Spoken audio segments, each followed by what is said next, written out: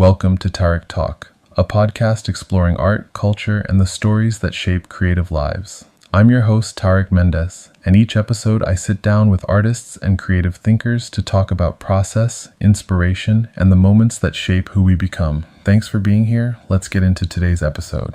All right, guys, welcome back to another episode of Tarek Talk. I'm so happy to be here with the 550 Gallery director, David Coleman. How are you? Good. How are you? Thank you so much for having me. Thank you so much for being on the podcast. I'm so excited to dive into today's episode, so let's get to it. Do you mind telling us a little bit about one of the artists? There's two artists right now from the show, and the one we're going to talk about right now is Dan Oliver.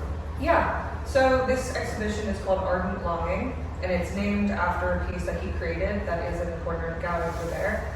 He is an artist based in Chicago who's been around for a while. He's had significant success internationally, which has been exciting. He works with a gallery named JPS Gallery in Hong Kong, as well as 5P Gallery. He's focused on creating these mid-century, modern, architecturally inspired, sort of surrealist paintings that combine the idea of like serenity with this chaos and destruction of fire. He's interested in using fire as a symbol of transformation. That's what he's sort of centering this series of work on. It all started in 2021 with a series of work called A Fire that was presented at the Evanston Art Center in memory of the 150th fire, the Great Chicago Fire. Dan Oliver is a fantastic artist that has been in the scene for a long time. He was the founder of Glow Exhibitions as well in Chicago. His sort of breadth and his scope of work transcends a lot of the genres that we have sort of created within the art world as well. It's both surrealist, it's inspired by Chicago images, it's graphic, it's cartoonish at times, but it's always centered around this center idea of existential seeking, truth, and transformation, which is very important to his work. Oh, I love that. And can you share with us like what originally grabbed your attention about his work? Sure, yeah. I think the balance of composition between the destruction and the sort of serenity that he's able to express in his style was extremely interesting to me right off the bat. I think in his ability to create these very drawn out gradients within the artwork, it creates this sense of sort of knowing and familiarity with the houses that he's representing, but then to light them on fire creates this sort of tension within the work that I found extremely interesting. And then moving through this series especially, noticing that there weren't any people in any of the works. It's just the houses themselves. The houses themselves are the subjects that we're talking about. And then there might be a Mark Rothko or a Henry Moore or a Franz Klein that's being lit on fire. That's more interesting to me than focusing on the human story within it. I actually love that because that's what I noticed too. It makes like your mind, I think, subconsciously, it fills up what's happening inside and what could happen versus just giving you the full story. Exactly. Yeah. Not to mention, you can sort of extrapolate fairly quickly who this type of person is who might be living in this house. You don't even need to see them. You know what they look like, you know who they are based on these belongings and possessions that he specifically curated for each individual house. So what emotion do you think sits underneath most of these pieces? It's unnerving. The work makes me nervous. And I think that that's an emotion that should be felt oftentimes when looking at artwork. That's the sort of artwork that's challenging, but at the same time approachable and accessible. He's creating a space for the viewer to be able to confront their own ideas of materialism, of truth-seeking, of fallibility. Can you tell us a little bit more about like his creative process? If you can share how did you work on like all pieces at once, or was this like a certain piece by piece? That's a great question because Dan is such a meticulous painter. I mean, as you can tell, his work is extremely detailed, and he's fastidious. I mean, he spends a long time with each painting, really getting into each individual nub of the canvas, making sure that the gradient is perfect, that the brushstrokes are invisible. So no, he does pay attention to one canvas at a time, although he might go back to it at a certain point in time, but he does like to stay with one canvas. What you can tell as well by looking at the work very closely is that he doesn't use taping or masking very often, so most of this is freehand. which is incredible. I mean, his technical skill is really, truly fantastic. It's amazing. Yeah. It's such a tedious process as it is. Yeah, but he enjoys it. Yeah. And I think that's what's so nice as well, to know that the artist is enjoying doing the work is this sort of, I don't know, it's a lovely sort of happenstance. That's why it's so amazing. Yeah. And do you think the Chicago background shows up visually in his work? I would say that he is heavily influenced by the Chicago imagists, like Roger Brown, Jim Nutt.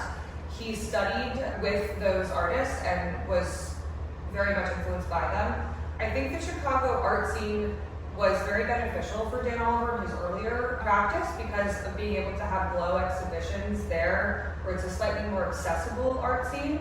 He was able to create an artist-run space and find a sort of outlet for his work to be seen. How would you describe Dan's work in 3 words? Chaos, balance, serenity. I love that. That's perfect. How is he like a person? Because like I love he's like looking at it as a viewer, he seems like to be like really fun. Like I imagine him like not full of chaos, but like full of spontaneous energy, but also very like organized and punctual. Yeah. So as you can see in his work, there's a lot of chaos, but everything's like so smoothly, painted and perfectly perfected. Yeah, Dan Oliver is a fantastic person to just be around, first of all. He's a very, very sweet person. I really enjoy him. I consider him a friend of mine at this point. He is interested in a variety of things, cinema, philosophy, architecture.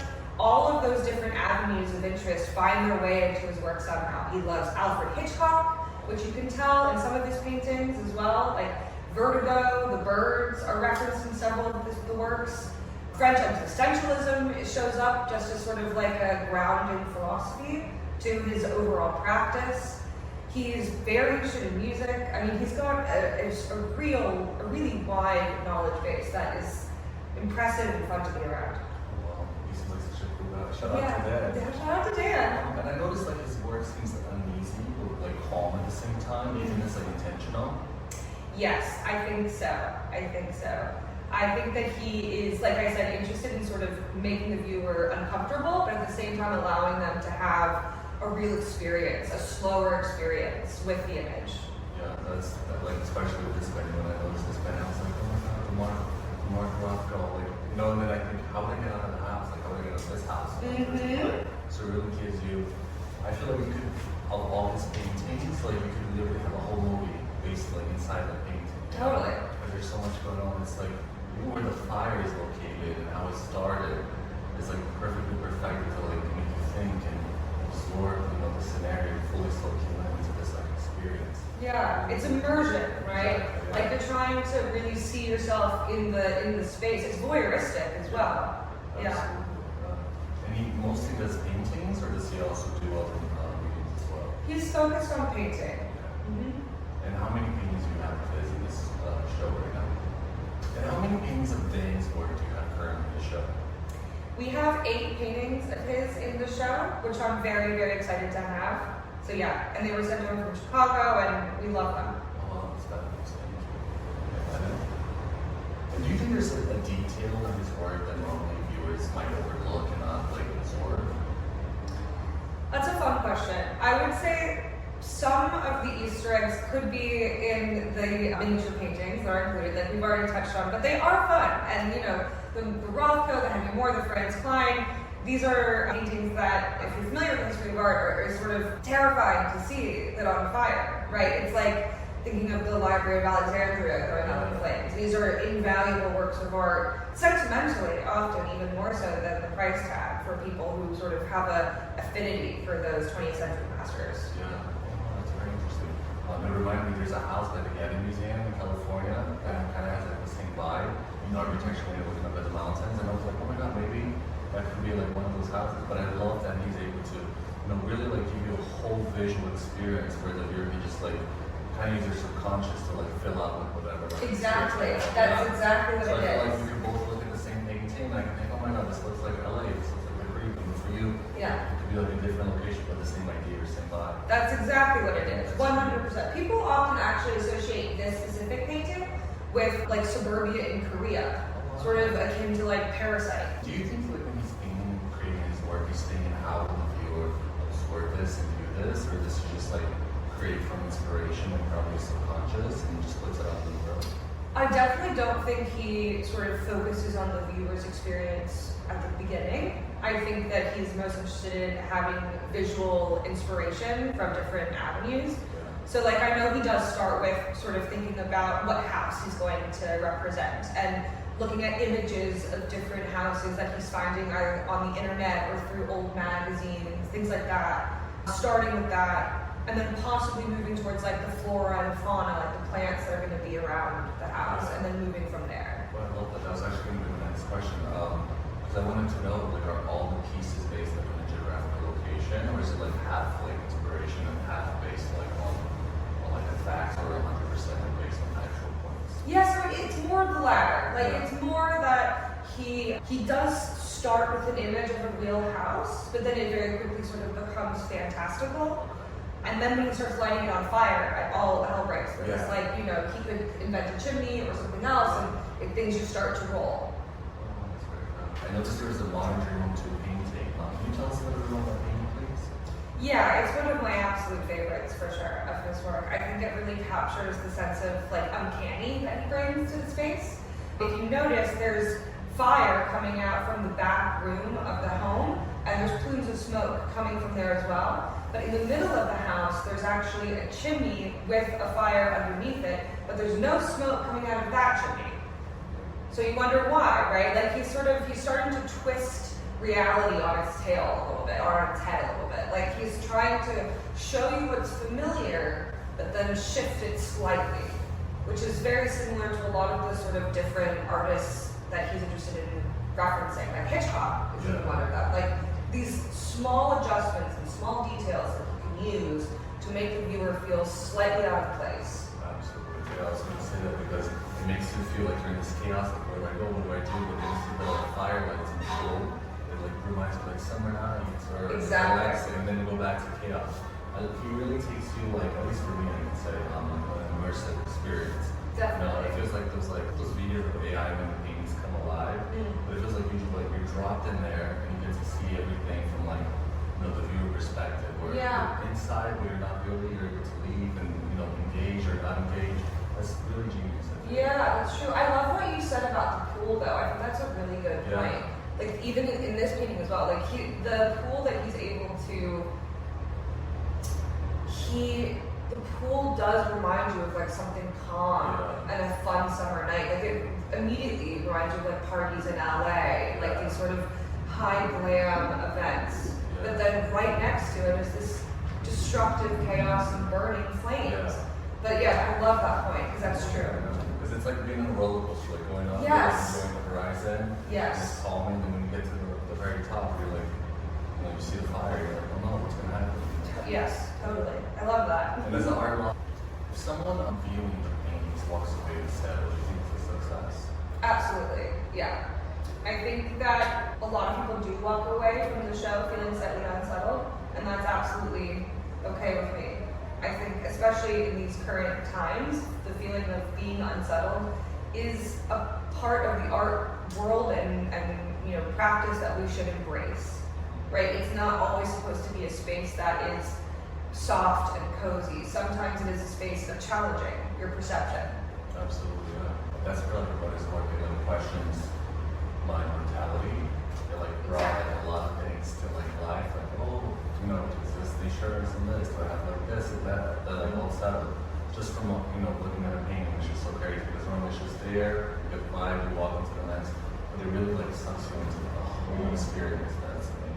Everything is fallible. Everything is ephemeral. Nothing is permanent. Yeah. We are temporary. Houses are temporary. Absolutely. Right? Like we're all just subject to the world around us. Absolutely. And coming to terms with that may be a very dark thing to come to terms with, but it's also something that once you do come to terms with, you can have a lot of joy in it. Yeah. In the universality about that as well, that we're all in this together. Exactly, yeah. We're only for a short time. Right. You know, nature, at the end of the day, is the only one that's... Exactly, and that's what's standing, right? Like the trees, the grass, the plants that he uses in some of his paintings, those are the real sort of people. Yes.